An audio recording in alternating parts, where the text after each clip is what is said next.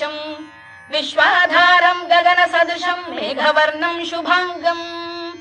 लक्ष्मीकान्तम् कमलनयनम् योगिधृध्यानगम्यम् वन्दे विष्णुम् भवभयहरम् सर्वलोकैकनाथम् मेघश्यामम् पीतकौशेयवासम् श्रीवत्साङ्कम् कौस्तुभोद्भासिताङ्गम् पुण्योपेतम् पुण्डरीकायताक्षम् विष्णुम् वन्दे सर्वलोकैकनाथम् नमः समस्तभूतानामादिभूताय भूभृते अनेकरूपरूपाय विष्णवे प्रभविष्णवे सशङ्खचक्रम् सकिरीटकुण्डलम् सपीतवस्त्रम् सरसीरुहेक्षणम् सहारवक्षस्थलशोभिकौस्तुभम् नमामि विष्णुम् शिरसा चतुर्भुजम्